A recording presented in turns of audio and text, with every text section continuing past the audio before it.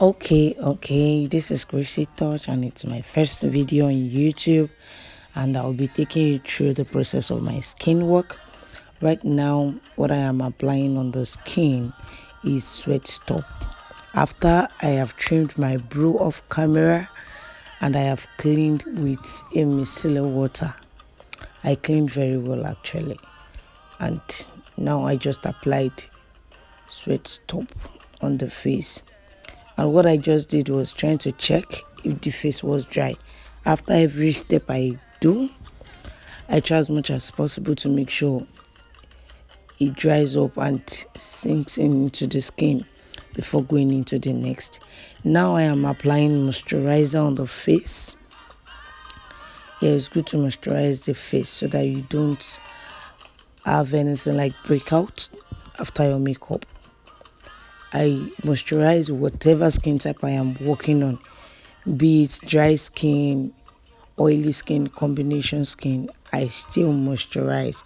It is good to moisturize the skin, and I try as much as possible to moisturize the eye area so that I don't have my eye work after applying eyeshadow creasing up.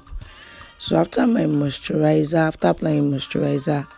I set it in or press it in into the skin with a beauty blender. Yes, just like so. Mind you, it's my first time of dropping a video on YouTube. If you find this helpful, kindly give it a thumbs up. Thank you. And whatever you want me to talk about again about makeup, please drop in the comment section. Now I am applying oil block, Zaron oil block on the face. After I allowed my sweat stop to dry up on the skin, I applied moisturizer, pressed it into the skin with a beauty blender, and now Zaron oil block. I'm going to leave that on the skin to dry up. I don't pile up products while they are not dry. I allow them to dry up. Please, thumbs up. Let me know I'm doing well, please.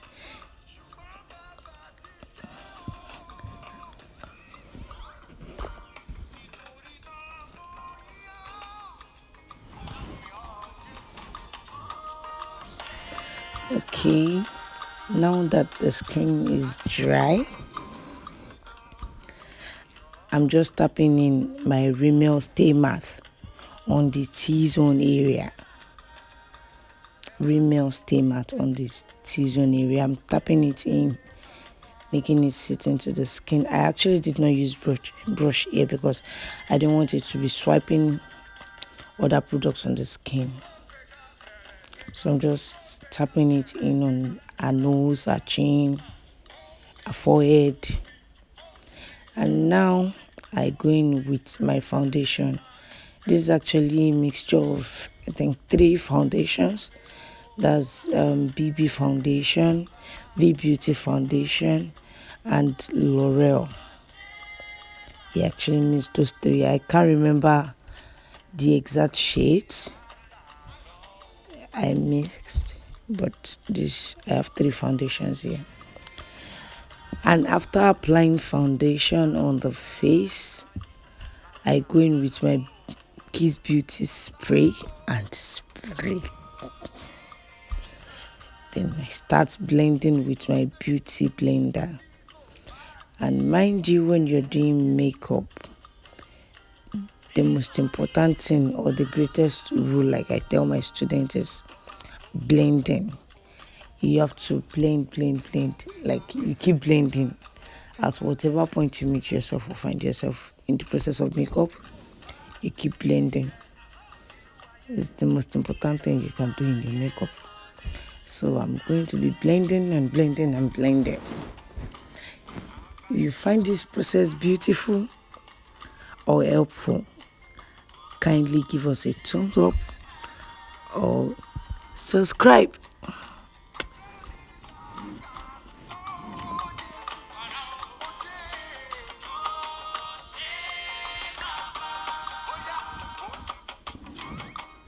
I am still blending.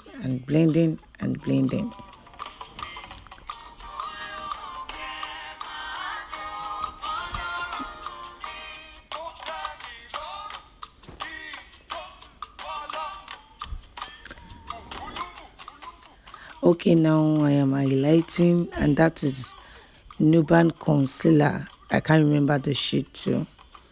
Can't remember the exact shade I used, but that is me highlighting with Nuban concealer under her eye and her T-zones, and then I'm blending again.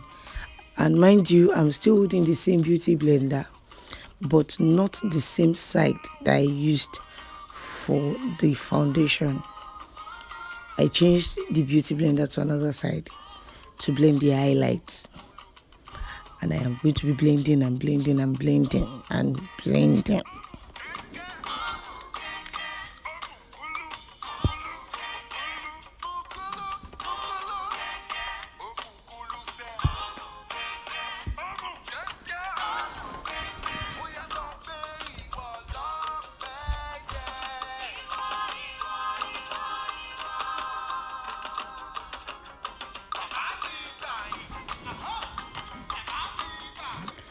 In the process of blending my highlights, after blending and blending, I kind of turn my beauty blender to the foundation side, the part I used for foundation, and blend and use it to blend the edges of the highlighted part so that there won't be any harsh line.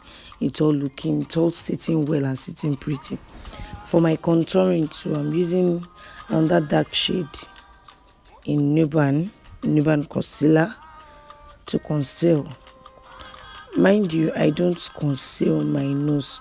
I don't do liquid concealing for my nose. I only do powder concealing because too much product on the nose. I really do not like having too much product on a client's nose because most people tend to start sweating from their nose. So too much product on the nose might cause the makeup to break and all of that. So I don't apply concealer on the nose except for the highlighting concealer. So, but blending, I blend and blend and blend. Okay, I'm going to be applying liquid blush now using my lip palette. I actually mixed 2 shades from my lip palette, mixed a little bit of pink and a little bit of red to get that. I didn't want it to be too pink and I didn't want it to be too red. So, and I'm using another side of my beauty blender again, not the part I used for my foundation and not the part I used for the highlights. I turned my beauty blender upside down here to blend the liquid blush into the skin. And I don't joke with my blending. I keep blending, blend. Yeah, blend.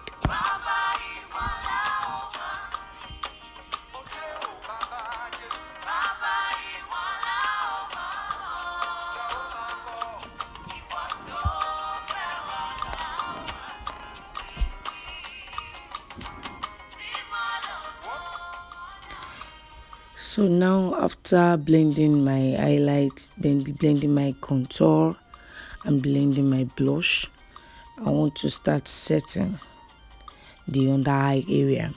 So before setting, I go in back with my beauty blender because the process of opening the eyes and closing the eyes, you see that the liquid products under the eyes will actually crease. So it makes sense for you to just reblend and blend and blend again to be safe before applying your powder.